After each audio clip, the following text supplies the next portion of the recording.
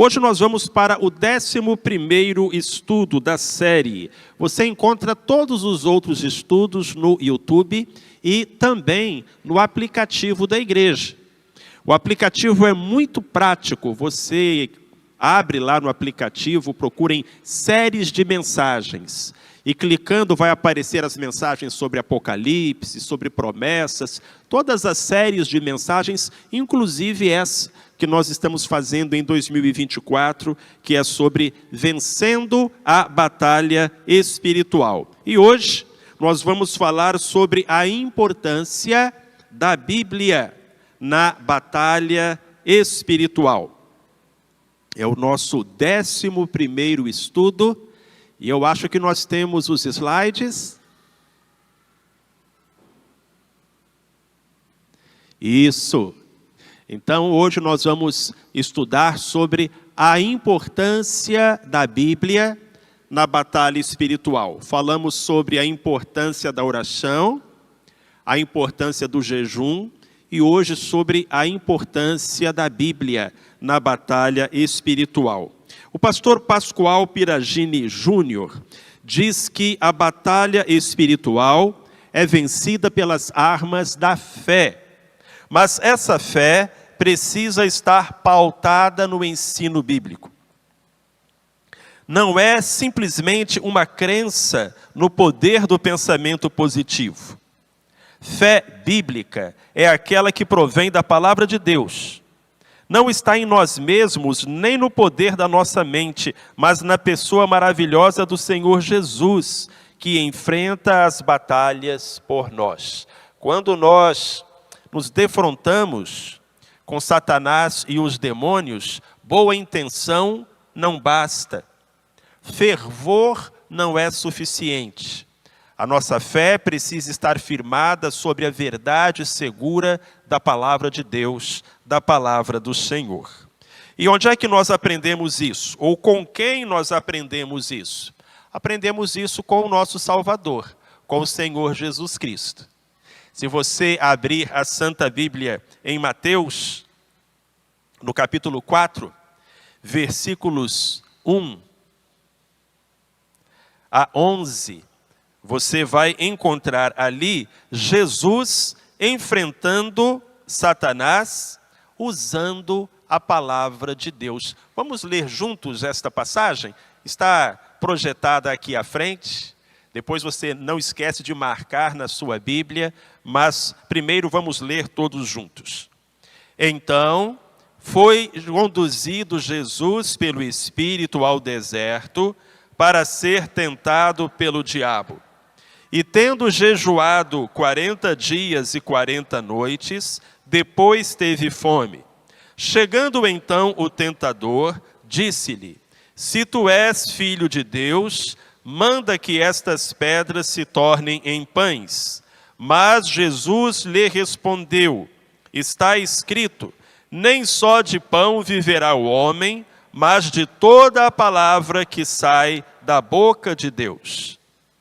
Então, o diabo o levou à cidade santa, colocou-o sobre o pináculo do templo e disse-lhe: se tu és filho de Deus, lança-te daqui abaixo, porque está escrito, aos seus anjos dará ordens a teu respeito, e eles te susterão nas mãos, para que nunca tropeces em alguma pedra. Replicou-lhe Jesus: também está escrito, não tentarás o Senhor teu Deus. Novamente, o diabo o levou a um monte muito alto e mostrou-lhe todos os reinos do mundo e a glória deles. E disse-lhe: tudo isto te darei, se prostrado me adorares. Então ordenou-lhe Jesus: vai-te, Satanás, porque está escrito, ao Senhor teu Deus adorarás e só a Ele servirás. Então o diabo o deixou, e eis que vieram anjos e o serviram. Como ser humano, Jesus estava sujeito a tentações. E o diabo apressou-se em tentá-lo. Ele estava em um momento delicado, após haver jejuado 40 dias e 40 noites, nós conversamos sobre isso na quarta-feira passada, sobre o jejum. E então Satanás se propõe a desviar o Filho de Deus do seu propósito. E é tão significativo que Jesus não tenha entabulado uma conversa com o demônio. Nós não encontramos base bíblica para conversar com o diabo, para entrevistar o diabo, para colocar microfone na boca do diabo, para perguntar para o diabo se ele gosta disso, se ele gosta daquilo. Ele é o pai da mentira, e ao pai da mentira não se dá microfone, não se dá assunto. Jesus não perdeu o seu tempo argumentando com Satanás. Ele colocou diante de Satanás a Bíblia Sagrada, a palavra de Deus. Porque contra a Bíblia Sagrada, contra a palavra de Deus, não há argumento. E cada versinho citado por Cristo lá do Velho Testamento era como um míssil teleguiado na cabeça de Satanás. O salmista disse: escondi a tua palavra no meu coração para não pecar contra ti. Essa palavra escondi é a mesma palavra usada para um esquilo que pega as nozes e esconde para comer no inverno. Significa guardar para uma ocasião oportuna. Cada vez que você lê um texto da Bíblia, que você memoriza um texto da Bíblia, você está guardando uma parte da Bíblia para usar em ocasião oportuna. Foi o que Cristo fez. Ele havia memorizado aquelas passagens, cria nelas. E então se defendeu colocando diante de Satanás a palavra do Senhor e foi vitorioso. Eu quero citar um autor chamado Mark Bubeck. Ele diz que coisa básica a toda a vitória do crente sobre Satanás é a verdade absoluta da doutrina bíblica. Na história da tentação no deserto, nosso Senhor forneceu-nos a chave para derrotarmos Satanás quando ele ou seus demônios nos enfrentam. Cada vez que Satanás o tentou, ou fez uma aplicação errada de alguma declaração da palavra, nosso Senhor replicou: está escrito. E então citou e aplicou corretamente a verdade divina. E eu queria aqui que a gente pensasse também em um detalhe. Como é que a gente sabe que Jesus foi tentado por Satanás no deserto? E como é que a gente sabe que foi desse jeito que está escrito na Bíblia? Nós citamos há pouco o Evangelho de Mateus. Mateus estava lá no deserto. Ele testemunhou esse episódio. Bom, então alguém deve ter contado para ele. Quem?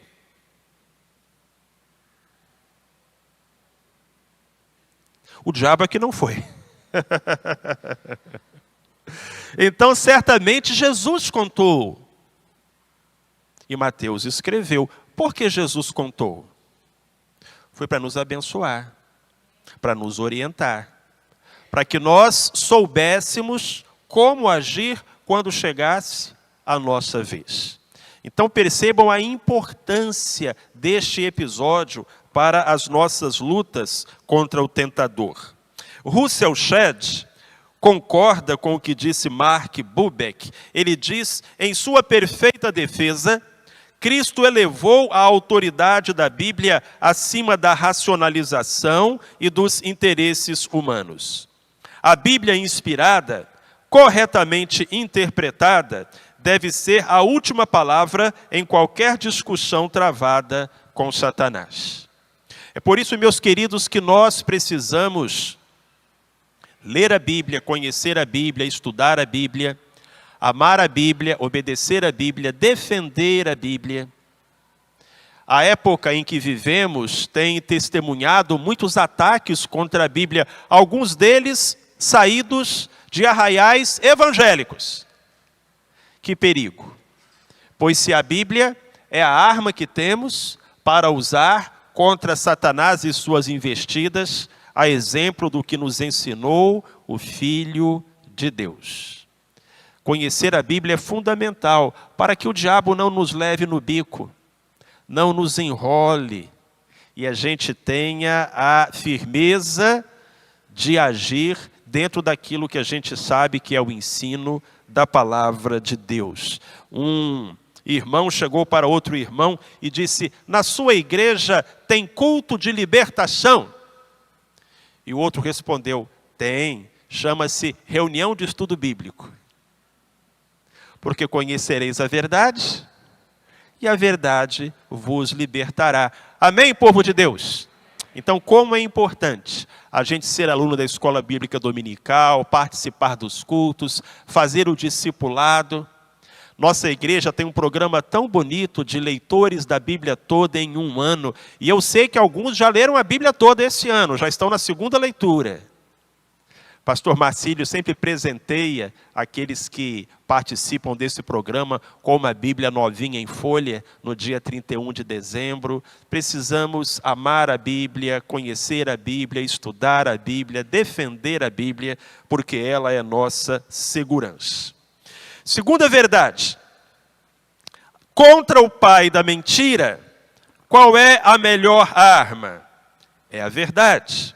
Abra sua Bíblia em João 8:44. Ali Cristo estava confrontando os fariseus. Então não se assuste a maneira como esse verso começa. Jesus não está falando da gente. Ele está falando lá dos líderes religiosos judeus que estavam tentando desmerecer o seu ministério. Jesus virou para eles e falou: vós tendes por pai o diabo, e quereis satisfazer os desejos do vosso pai. Ele é homicida desde o princípio e nunca se firmou na verdade, porque nele não há verdade. Quando ele profere a mentira, fala do que lhe é próprio, porque é mentiroso e pai da mentira. Isso disse Jesus. João registrou no capítulo 8, verso 44 do seu livro. Há duas revelações importantes sobre Satanás feitas nesta declaração de Cristo. A primeira é: o que o diabo faz? Ele mata, destrói, aniquila. Jesus chama Satanás de homicida. Não é assim que está no texto? Ele é homicida, e desde o princípio. O diabo quer matar. Ele quer acabar com a vida. Ele quer empurrar debaixo do carro.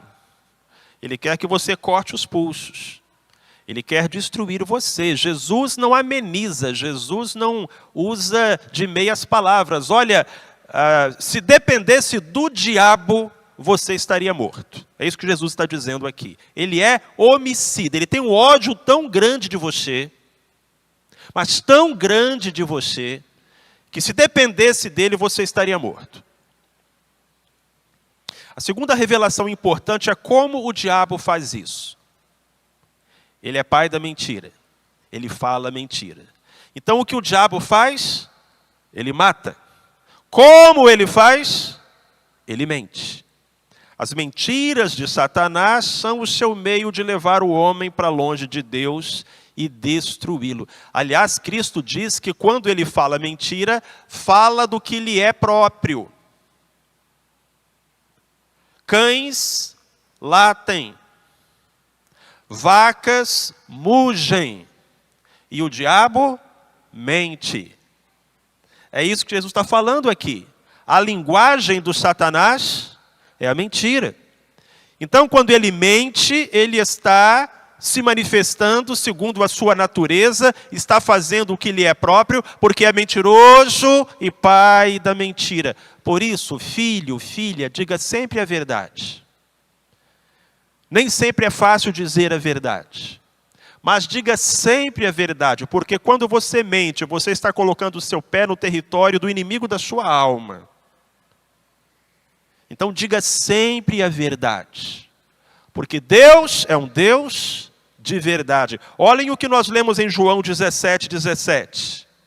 Você quer ler junto comigo? Está aqui na frente. Santifica-os na verdade, a tua palavra é a verdade. Uma das grandes preocupações ou indagações do homem moderno é: onde está a verdade? Meu professor na universidade dizia que a verdade não existe, que tudo é relativo e que cada um tem a sua verdade. O engraçado é que no final do semestre ele deu uma prova, corrigiu e deu nota. É uma contradição absurda. Porque o mesmo homem que diz que a verdade não existe, corrige uma prova e diz: você acertou ou você errou. Claro que a verdade existe. E todo mundo sabe disso. Todo mundo sabe disso. A questão é: onde podemos encontrar a verdade? Não há outro lugar em que possamos encontrá-la senão na palavra do Senhor. E o próprio Cristo declarou isso: santifica-os na verdade, Pai, a tua palavra, a Bíblia Sagrada, a Escritura Santa é a verdade. E é a nossa arma mais do que adequada para combater o pai da mentira.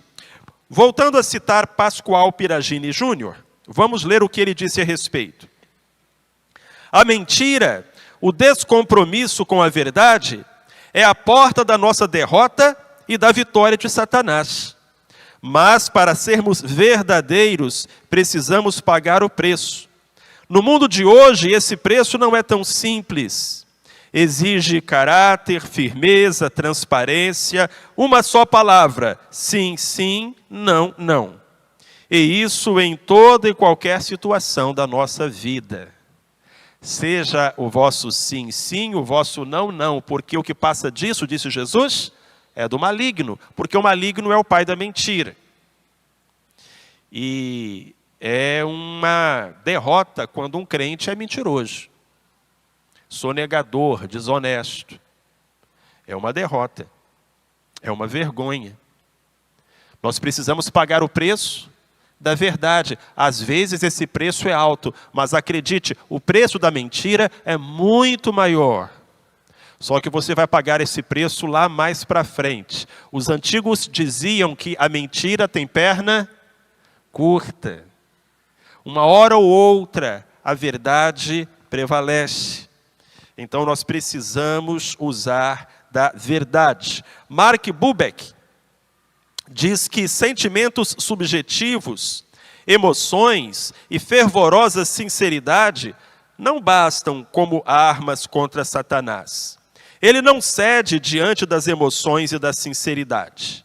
Ele retrocede apenas diante da autoridade que o cristão tem, através de sua união com o Senhor Jesus Cristo, e olha só, e a verdade absoluta da palavra de Deus. Por isso, o Senhor Jesus, no episódio da tentação no deserto, usou a Bíblia para derrotar Satanás. Ele usou a fonte da verdade, que é a palavra de Deus. Terceira coisa que eu queria dizer para você hoje: firmemo-nos na Bíblia para não sermos enganados. E aí eu convido você a ir lá para o finzinho da Bíblia, 1 Timóteo 4, versículos 1 e 2, onde o apóstolo Paulo diz que o Espírito expressamente diz que em tempos posteriores alguns apostatarão da fé, dando ouvidos a espíritos enganadores e a doutrinas de demônios, pela hipocrisia de homens que falam mentiras e têm a sua própria consciência cauterizada. Eu queria examinar esses dois versos com você. Primeiro, o que Paulo está dizendo aqui é de um testemunho do Espírito Santo, de uma revelação do Senhor. Em segundo lugar, o que Paulo está falando aqui é sobre uma profecia. Ele não está dizendo: Timóteo, isso vai acontecer na minha época, na sua época. Paulo está dizendo: Timóteo, isso vai acontecer em tempos posteriores. Quando Paulo escreveu isso, era futuro. Quando a gente lê isso, é presente. Porque nós chegamos numa época, meus irmãos, em que alguns apostatam da fé. E você às vezes fica assustado, mas é o cumprimento dessa profecia. Às vezes você tem alguém que já foi membro de uma igreja e hoje se declara ateu. Outras vezes você tem um pastor, um cantor, que foi uma bênção e que hoje só fala bobagem. E você pergunta, como pode? Está na Bíblia. É profecia, está se cumprindo. Chegamos aos tempos posteriores, quando as pessoas apostatam da fé. O apóstata, aquele que abraça a apostasia, é aquele que volta atrás, que renega, que não permanece. Mas o texto vai adiante e diz que nos últimos tempos, nos tempos posteriores, as pessoas dariam ouvidos a espíritos enganadores e a doutrinas de demônios. Ou seja, quem é autor dessas doutrinas, dessas teologias, desses pensamentos, é o inimigo. Assim como o autor da Bíblia é Deus, o autor das falsas doutrinas é o demônio. Espíritos enganadores, doutrinas de demônios. A Bíblia não alivia, não. Paulo rasga o verbo. Olha, o que esse pastor está falando lá no YouTube, isso é doutrina de demônio. E continua. Pela hipocrisia de homens que falam mentiras e têm a sua própria consciência cauterizada. O coração virou pedra. A consciência está cauterizada, tornou-se insensível. Irmãos, isso tem se cumprido nos nossos dias? Eu creio que sim. E as coisas não vão melhorar. A Bíblia diz que nos últimos tempos os homens irão de mal a pior, enganando e sendo enganados. Mas o crente não tem razão para ser enganado, porque ele tem a palavra de Deus. Então vamos nos firmar na Bíblia, para não sermos enganados. Você não tem que ir atrás de pastor. Você não tem que ir atrás de teólogo. Você tem que se firmar na Bíblia. Olha o que diz 2 Coríntios capítulo 11, versículos 14 e 15. Por que essas coisas acontecem? Paulo vai explicar agora. Não é de admirar. Não fiquem assustados, admirados, não. Porquanto o próprio Satanás se disfarça em anjo de luz.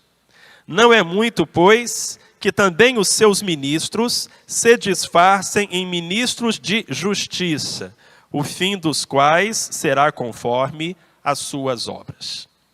A gente se acostumou a pensar no diabo como um carinha vermelho, de capa e tridente, 2 chifres, pé de cabrito, porque é dessa maneira que a superstição ou a crença popular pinta o demônio. Mas a Bíblia diz que ele se disfarça em anjo de luz.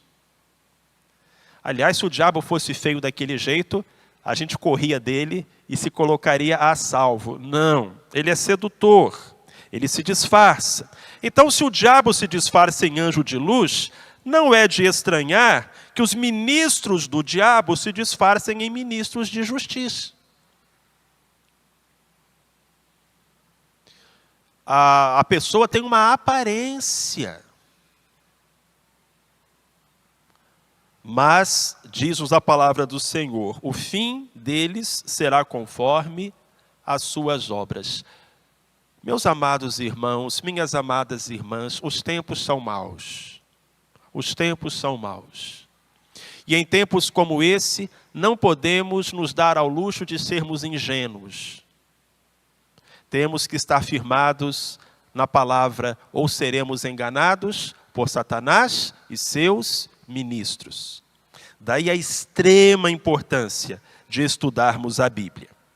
Vou citar agora um outro autor, Dean Sherman. Ele fala que a Bíblia é a única fonte que pode dar-nos informações fidedignas sobre os poderes das trevas.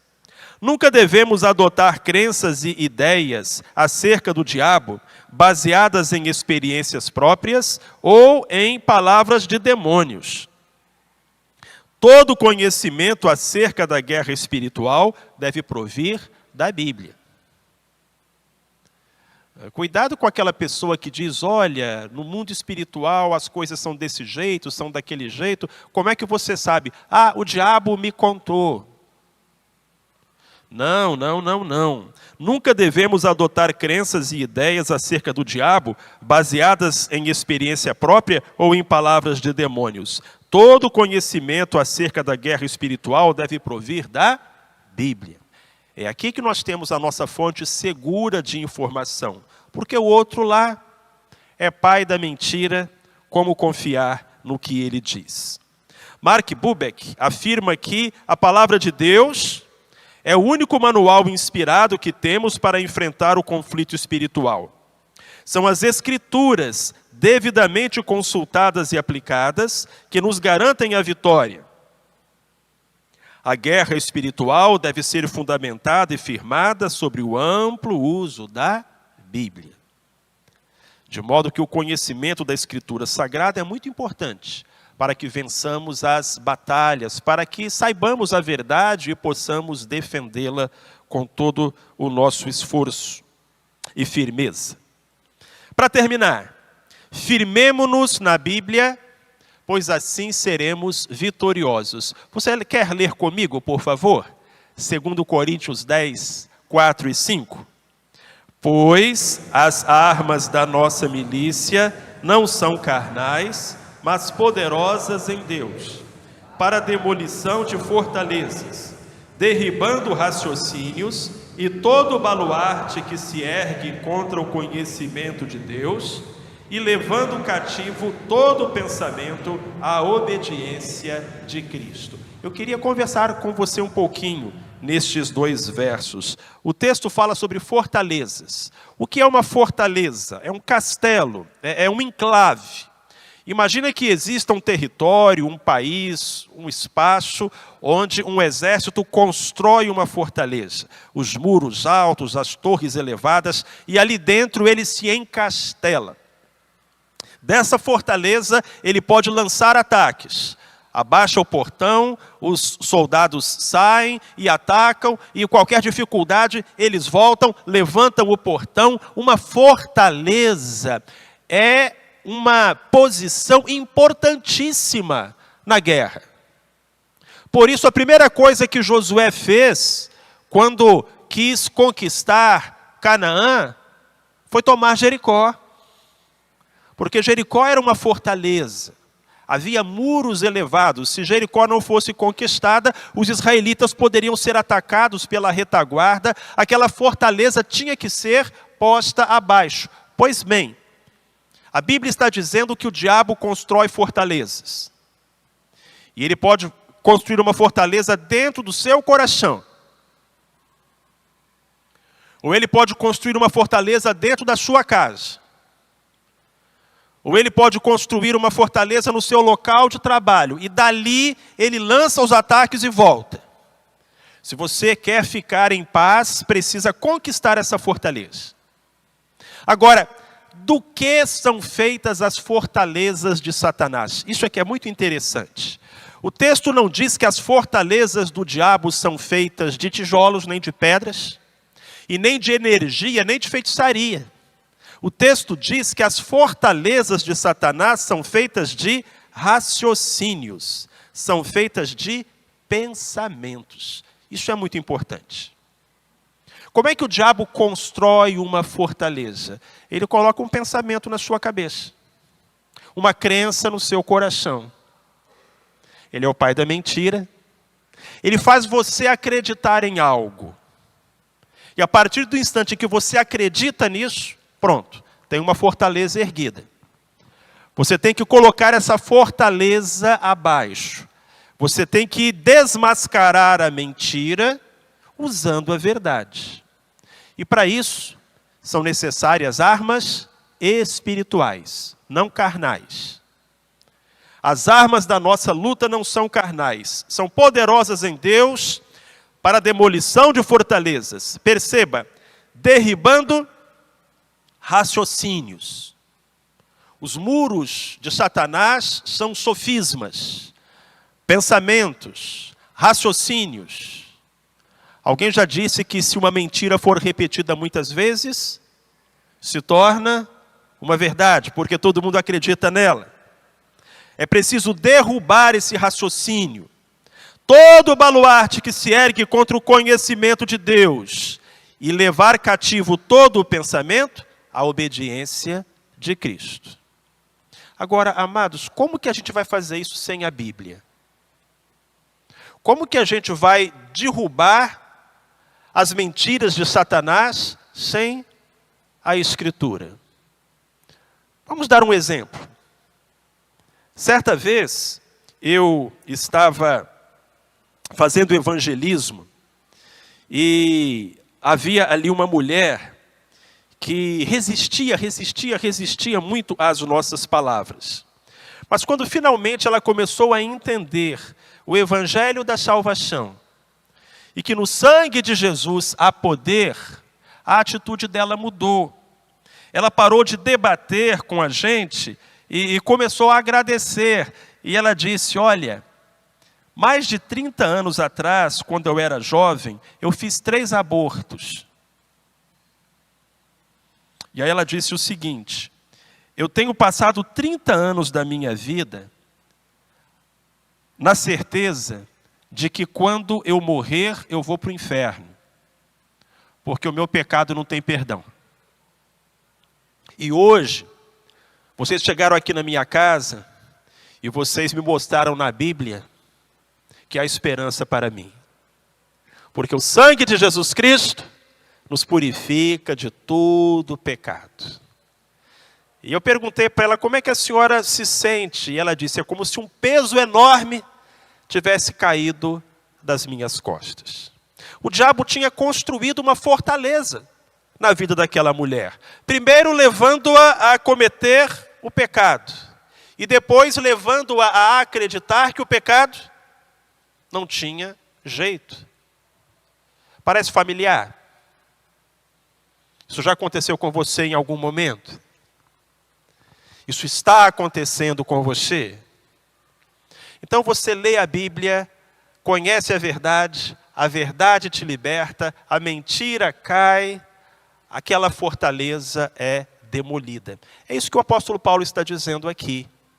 E é por isso que a Bíblia é tão importante, porque só a palavra de Deus é capaz de desmantelar os castelos do maligno.